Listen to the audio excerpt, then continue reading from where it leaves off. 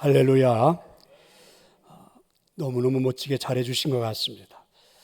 기대하기는 한 10명만 더 성가대원이 보강이 되어서 더 웅장한 소리를 낼 수만 있다면 늘 기도하고 있습니다. 저는 하나님이 저의 기도를 들어주시리라 확신합니다. 혹시 제 마음과 감동이 되시는 분들은 성가대로 언제든지 지원하셔서 함께 할 수 있기를 바랍니다. 그리고 오늘 열심히 또 잘해주신 성가대원들 또 안에도 열심히 사역하라고 박수 한 번 더 해주십시다. 케냐의 마사이 부족을 섬겼던 안차노 선교사님의 이런 이야기가 있습니다. 어느 날 마을 추장이 사람들이 많은 앞에서 자신의 얼굴에다가 침을 뱉는 겁니다. 그래서 선교사님도 참았던 그 울분이 감정이 폭발해가지고 홧김에 같이 그 추장의 얼굴에다 대고 침을 뱉었죠. 그리고 이제 선교사님이 낙심하고 있는데 갑자기 사람들이 막 환호를 지르면서 기뻐하는 겁니다. 물이 귀에 땀도 흘리지 않도록 주의를 기울이는 사막 지역이라 침을 뱉는다는 것은 자신의 가장 귀한 수분을 상대방에게 주는 환대의 표시라는 거죠. 그래서 선교사님은 문화의 차이를 이해하지 못해서 그리고 추장의 환대를 오해했던 것입니다. 결과는 참 좋게 마무리가 잘 됐지만 이 선교사님은 웃을 수가 없었다고 그러죠. 부끄럽기 짝이 없었습니다. 자신은 감정이 폭발해서 그 감정을 주체할 수가 없어서 화가 난 상태로 상대방에게 있는 그대로 선교하겠다는 내가, 목사가 된 내가 이런 마음 때문에 깊은 좌절감에 빠져 있었지만 사람들은 막 기뻐했다는 거죠. 정말 그래서 부끄러웠다, 이런 모습입니다. 성도 여러분, 한번 질문을 하고 싶습니다. 팀 라헤이가 쓴 성령과 기질이라는 책에 나오는 질문으로 여러분에게 한번 질문해 보고 싶습니다. 예수를 믿으면 우리의 기질도 변화될 수 있는가? 여러분 어떻게 생각하십니까? 이 책에서는 no 이렇게 대답을 합니다. 예수님을 믿고 성령을 체험하면 우리의 이러한 기질이 바뀌는 것일까? 우리가 변화에 대한 올바른 해석이 먼저 필요한 것 같습니다. 변화를 하나님의 관점으로 해석하는 것이죠. 하나님이 보시는 변화란 장점은 더욱 발전시키고 단점을 보완하게 하는 걸 변화라고 합니다. 왜냐하면 하나님께서 우리를 만드셨기 때문입니다. 그것도 각각 다르게 말입니다. 성격이 급한 분, 성격이 느긋한 분, 외향적인 분, 내향적인 분 이렇게 만들어 놓았지만 성령님께서 우리에게 찾아오시면 우리에게 하나님 만들어 주셨던 이 기질들을 잘 활용하게 하셔서 장점은 발전시키고 부족한 부분들은 보완시켜서 더 멋지게 사용하시지 않을까. 그래서 이걸 변화라 이렇게 말해볼 수 있습니다. 오늘 본문에 나오는 야고보가 그런 사람이 아닐까요? 예수님의 12 제자들을 다 이해하기가 참 쉽지는 않지만 저는 오늘 본문에 나오는 야고보를 놓고 이렇게 표현해도 좋지 않을까. 어떻게 이런 사람이 주님의 제자가 되었을까? 어떻게 이런 사람을 주님은 부르셨을까? 자, 이렇게 느낄 정도입니다. 누가복음 9장 51절부터 56절의 말씀을 보면 야고보의 기질이 그대로 표현되어 있죠. 예수님께서 승천하실 기약이 시간이 때가 되어서 예루살렘으로 올라가기로 굳게 결심을 하고 사자들을 앞서 먼저 보내서 가서 예수님을 위하여 준비하려고 그래서 이제 사마리아 땅을 지나가게 되었다고 그러죠. 그런데 예수님께서 예루살렘을 향하여 가시기 때문에 사마리아 사람들이 받아들이지 않은 겁니다. 못 지나가게 한 거예요. 그때 제자였던 야고보와 요한이 이를 보고 이르되 특별히 야고보가 주님에게 이렇게 말씀하는 겁니다. 주여, 우리가 불을 명해서 하늘로부터 내려가지고 저들을 멸하기를 원하십니까? 이렇게 물은 겁니다. 예수님께서 그 야고보를 돌아보시면서 꾸짖으셨다 이렇게 되어 있죠. 아무리 봐도 야고보의 성격이 불같다는 생각이 듭니다. 예수님에 대한 사랑과 충성이 있었지만 예수님의 마음은 잘 몰랐던 사람이 아닐까, 이런 짐작이 되죠. 하나님의 은혜가 아닌, 그죠? 자신의 열정만 가지고 하나님을 섬기는 사람들의 하나의 유형처럼 보여지죠. 인류의 가장 무서운 범죄 중에 하나인 히틀러가 유대인 학살을 했잖아요. 그런데 히틀러는 그의 종교적인 신념 때문이었다, 이렇게 주장합니다. 히틀러가 가지고 있는 종교적인 신념이 뭡니까? 히틀러는 유대인들을 학살하면서 신앙이라는, 자신이 가지고 있는 신앙이라는 것으로 합리화를 했는데, 그 내용은 이렇습니다. 예수님을 십자가에 못 박은 유대인들은 그렇게 멸망을 받아도 합당하다, 이렇게 히틀러는 합리화하고 유대인들을 학살을 했던 거죠. 마치 지금 야고보가 예수님을 받아들이지 않는, 거부해버린 사마리아 사람들에게 하늘에서부터 불을 내려가지고 이 마을을 완전히 진멸시키십시다 생각하는 것처럼 말입니다. 그러니까 예수님을 위해 분노하고, 그리고 예수님을 위해서 말하는데 실상은 예수님의 마음이 없는 거죠. 야고보도, 그리고 히틀러도 말입니다. 예수님을 오해하면 얼마든지 이런 무서운 일들이 일어날 수 있다는 겁니다. 그런데 이건 남의 이야기가 아니죠. 예수님에 대한 헌신, 예수님에 대한 사랑, 예수님에 대한 충성이라는 이름으로 사실 우리도 이렇게 잘못 표현하는 일들이, 잘못되는 일들이 얼마든지 일어날 수가 있다는 것입니다. 예수님은 그런 야고보를 지금 꾸짖고 계시는 거죠. 왜냐하면 야고보를 부르신 이유는 사람들을 죽이라고 야고보를 부른 게 아니잖아요. 사람들을 구하기 위해서 야고보를 예수님은 부르셨던 것이기 때문입니다. 주님께서 야고보에게 주신 사명은 심판자가 되는 것이 아니라 하나님의 말씀을 전하는 전도자가 되는 것입니다. 예배하고 있는 저와 여러분을 하나님이 부르신 것은 이 땅에 우리가 심판자가 되라는 것이 아니라 전도자가 되라고 하나님이 우리를 부르신 줄로 믿습니다. 야고보는 예수님께 그래서 꾸짖음을 받으셨습니다. 예수님께 책망을 받은 야고보는 얼마 가지 않아서 또 이상한 질문을 던지죠. 야고보가 주님의 부르심을 받았을 때 배와 그물을 다 버려두고 주님을 따라가는 결단이 있었습니다. 참 놀라운 결단이죠. 하지만 이 야고보의 마음속 한쪽 끝에는 자신이 다른 야망도 작용하고 있다는 것입니다. 그러니까 예수님을 따라가면 내가 꿈꾸었던 것, 내가 하고 싶었던 것을 혹시 이룰 수 있지 않을까? 자, 이런 것들이 야고보의 마음속에 꿈꾸고 있었던, 기대하고 있었던 것입니다. 게다가 오늘 본문에 나오는 야고보의 질문은 예수님을 3년 가까이 따라다니면서 보았잖아요. 함께 먹고 함께 생활하고 예수님이 하는 사역을 다 보았습니다. 죽은 자를 살리고 온갖 불병자들을 살리고 그분의 입술에서 나오는 말씀 한마디는 오병이의 기적이 일어나고 많은 사람들에게 감동을 주는 설교가 이루어지고 이런 예수님의 능력을 충분히 보았던 야고보입니다. 그랬을 때 야고보는 이런 예수님의 능력이라면 이분이 왕이 될 수도 있다, 이 나라에. 자, 이렇게 해서 기대감이 크죠. 거기에다가 열정적으로, 누구보다도 열정적으로 예수님을 따라다녔던 야고보입니다. 그러니 여러분, 나아가 예수님이 왕이 되었을 때 어떤 존재가 될까? 크나큰 기대가 있지 않았을까? 자, 예수님과 대화를 보세요. 35절부터 37절인데, 그래서 세베대 아들 야고보와 요한이 주님께 나와서 선생님이여, 무엇이든지 우리가 구하는 바를 우리에게 하여 주시기를 원합니다. 예수님 말씀하죠. 무엇 해 주기를 원하느냐? 그랬더니 야고보가 이렇게 말합니다. 여짜오되 주의 영광 중에서 우리를 하나는 주의 좌편에 하나는 주의 우편에 앉게 해 주소서. 주님이 왕이 되는 그날 나는 우편에, 내 동생 요한은 좌편에 앉게 해 주소서. 여러분, 야고보의 질문 이해가 되십니까? 만약에 여러분이 그 자리에 있었다면 여러분은 어떤 생각이 들었을까요? 근데 사실 오늘 예배하는 저도 여러분도 가만히 이 말씀을 놓고 한번 생각해 보세요. 예수님이 우리를 위하여 십자가를 지시겠다고, 아니 우리를 위하여 십자가에서 죽으셨는데 한 주간 동안 우리들이 구하고 산 우리들의 인생의 삶은 어떤 것들일까?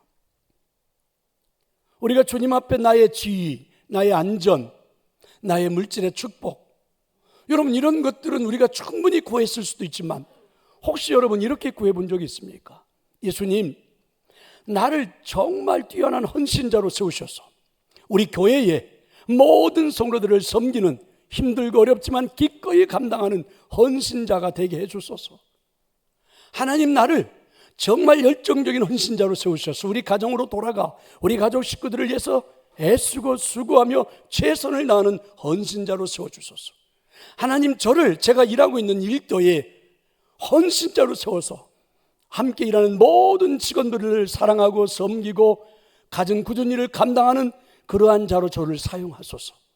하나님, 저를 헌신자로 세우셔서 우리가 사는 이 사회, 이 세상에 모든 사람들을 위해서 희생할 줄 아는 자가 되게 해 주소서. 여러분 이렇게 한 주간 기도하셨습니까? 주님의 십자가 앞에 나와 우리는 그렇게 하나님 앞에 구했습니까? 사실 우리도 예수님의 도움으로 우리의 야망을 이루고자 하는 신앙생활이라면 우리는 너무나 세속적이고 그리고 속물처럼 보이는 야고보와 다를 것이 하나도 없다는 거죠.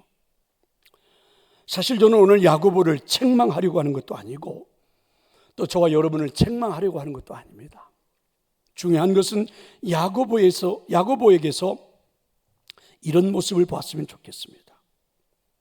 야고보는 아직은 제자가 아니구나. 제자가 되어가고 있는 중이구나. 오늘 본문에서 우리는 이런 하나님의 음성을 듣기를 저는 소망합니다. 아직은 우리가 완전한 주님의 제자가 되어 있지는 못하구나. 우리의 모습을 보면서 하지만 주님의 제자가 되어 가고 있는 중이구나. 나도. 여러분 이렇게 오늘 이 시간 예배하는 여러분이 체험할 수 있기를 축원합니다.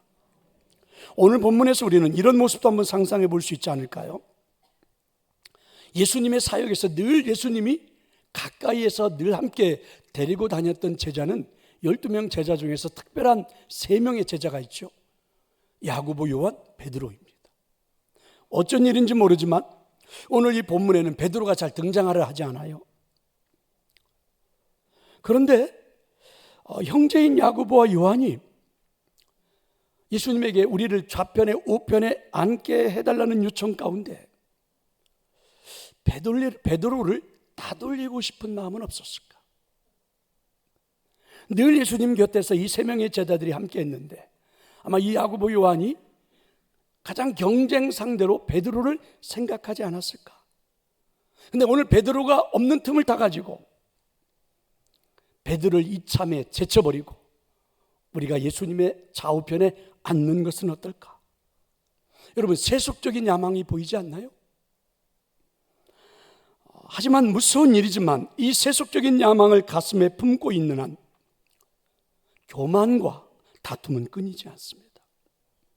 내가 꿈꾸고 있는 그 자리가 인생의 목표가 되는 순간 다른 사람이 그 자리에 가는 것을 우리는 용납할 수가 없기 때문에 그렇죠.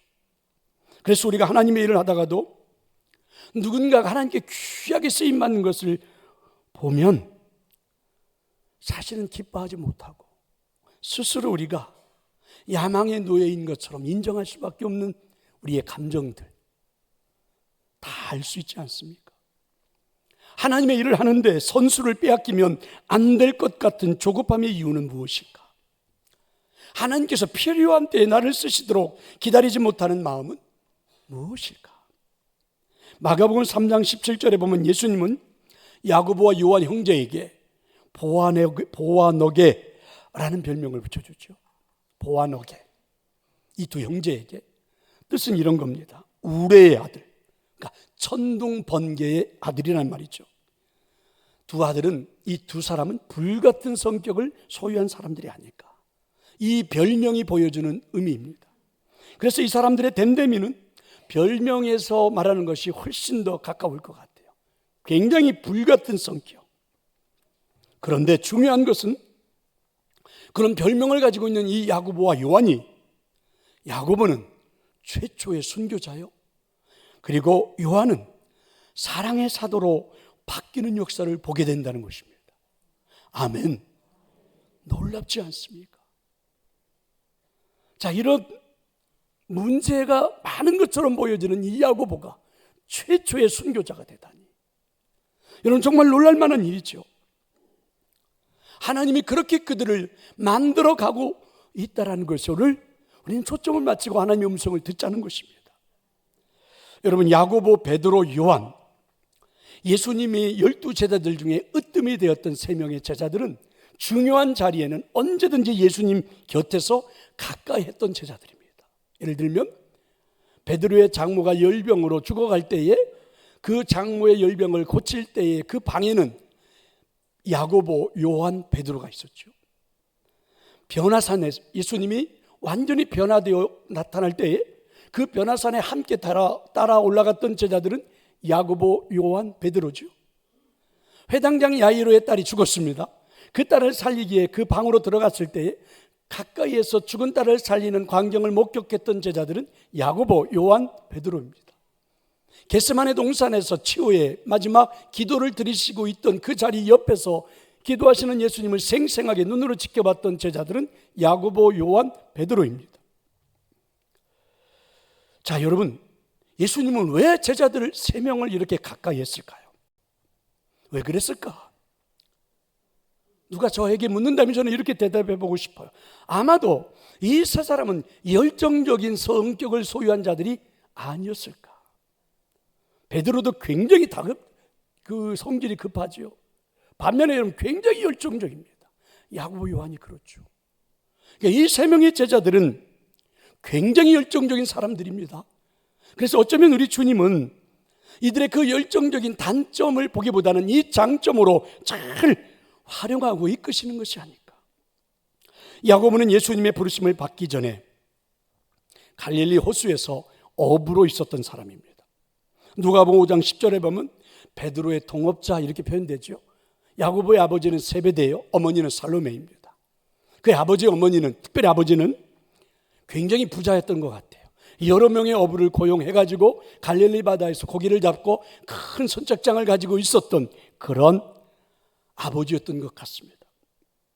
그런데 복음서에 나오는 야고보 그리고 그의 동생 요한은요, 예수님이 그들을 부르셨을 때 가만히 있기만 하면 그 아버지가 가지고 있는 그 전 재산을 다 소유하고 부유한 삶을 살아갈 수 있음에도 불구하고 그들은 배와 그물을 버려두고 그리고 자신들에게 유산을 물려줄 수 있는 아버지를 버려두고 예수님을 따라갈 정도로 결단력이 있었던 사람이죠. 결단 후에 그리고 이제 예수님을 따라 3년을 함께 했던 것입니다. 하지만 아직도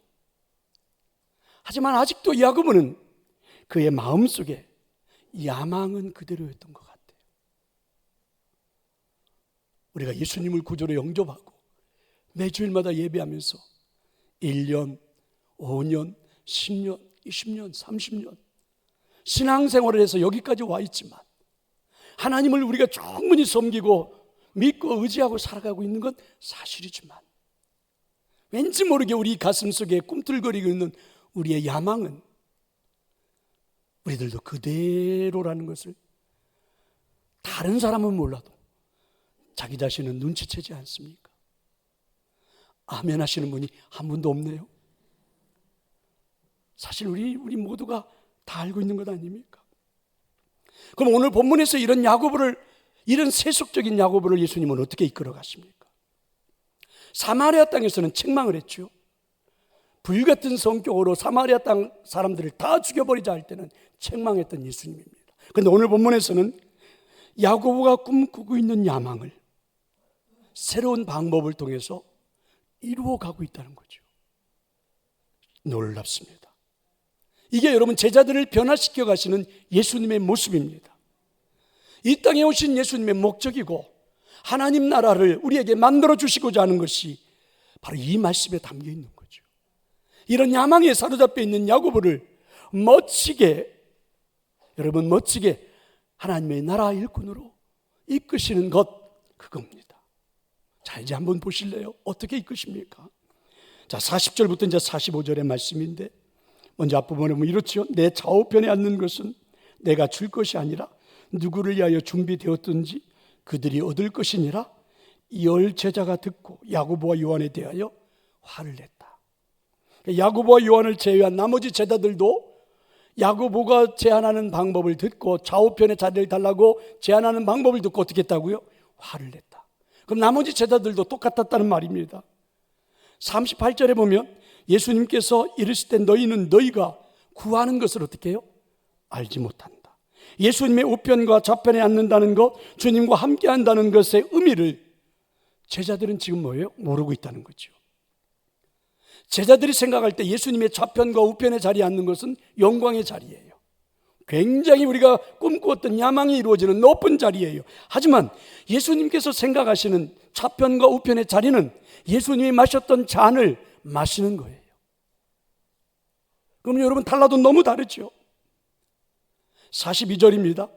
예수께서 불러다가 이르실 때 이방인의 집권자들이 그들을 임의로 주관하고 그 고관들이 그들에게 권세를 부리는 줄을 너희가 알거니와 너희 중에는 그렇지 않을지. 무슨 말입니까? 이방인의 집권자, 하나님을 알지 못하는 이 땅의 집권자들, 이 땅의 왕, 이 땅의 대통령, 이 땅의 권력자들은요, 대부분 자신들의 인생의 성공을, 자신이 가지고 있는 권력을, 성공해서 얻은 권력을 마음껏 휘두르는 것, 막 누구를 지배하고 누구를 부려먹고 누구에게 명령하는 것이라고 생각하는 겁니다. 하지만 하늘나라에서 위대함은 그게 아니라는 거죠. 뭡니까? 섬기는 것이다. 누가 더 크고 위대한지는 우리가 구하고 싶은 우리 가슴 속에 있는 욕망으로 얻어지는 것이 아니라 하나님의 나라는 섬기는 자에게 주어지는 것이다. 믿으시기를 축원합니다.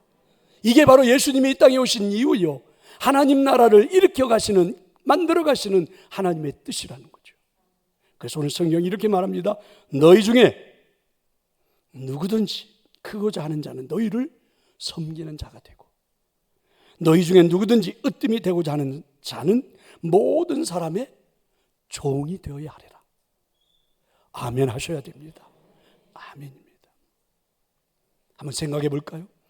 그러면 우리가 으뜸이 되고자 하면 잠시 동안만 종이 되어야 할까?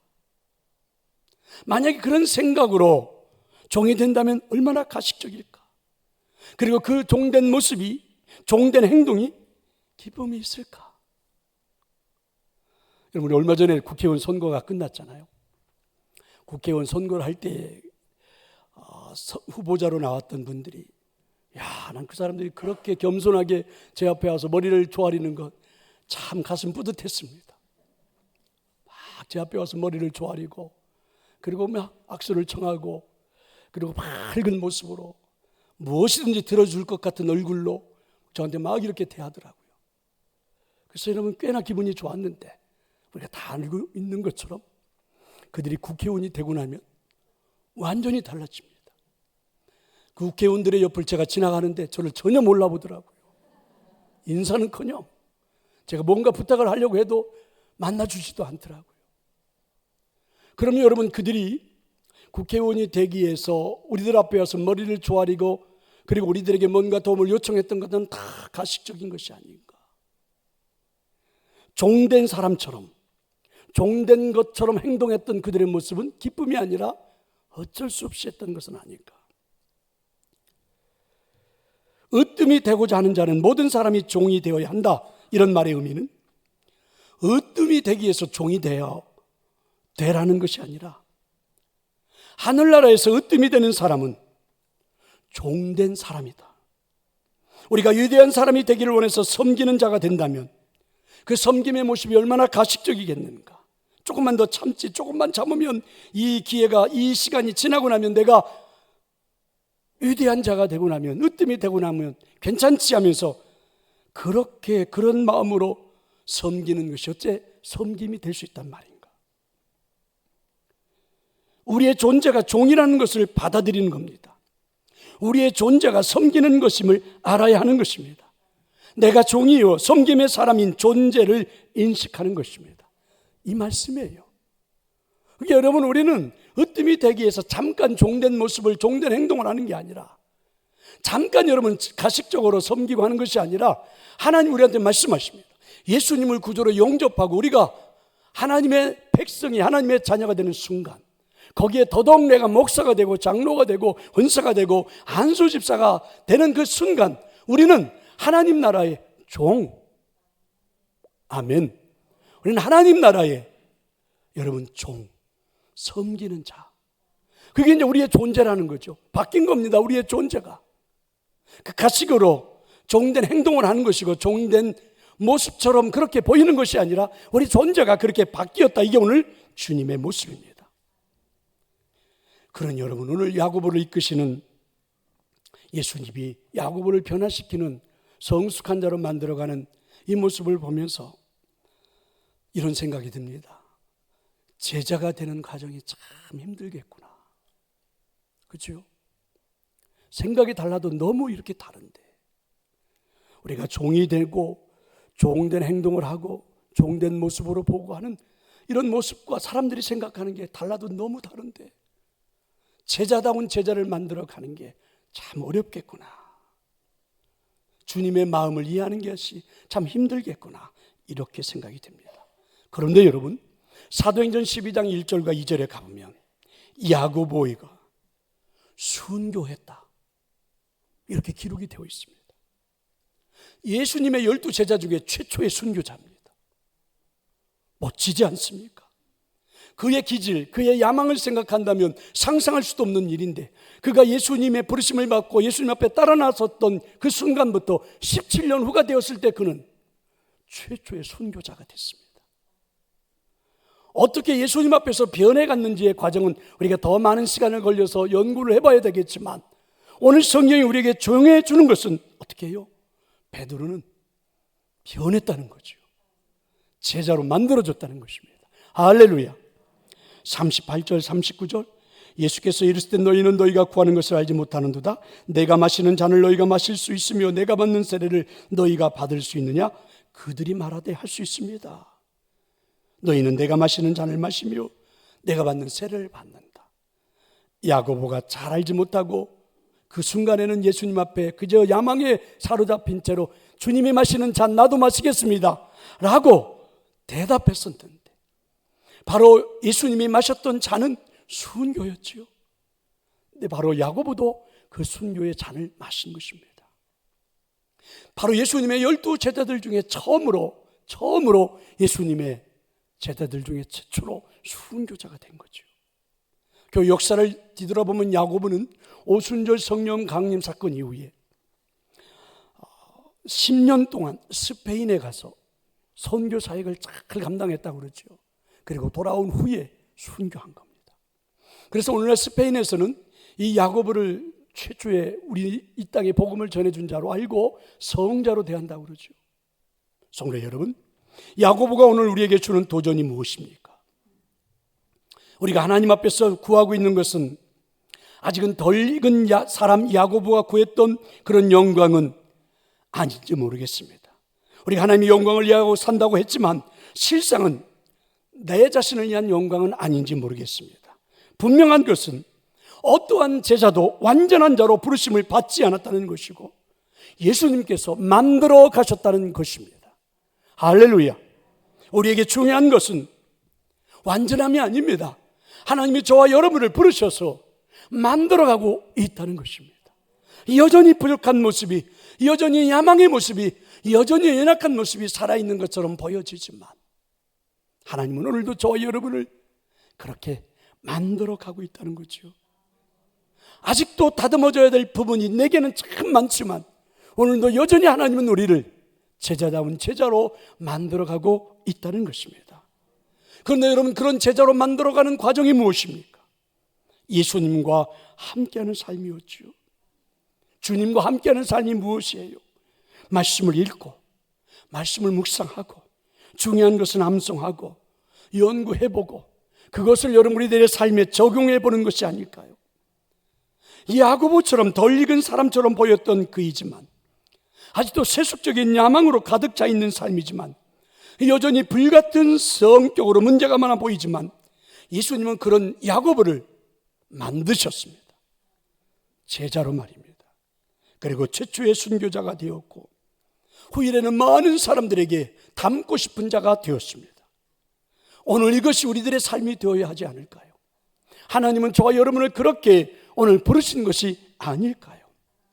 한기채 목사님이 쓰신 예수가 선택한 12제자라는 책에 보면 이런 이야기가 있습니다.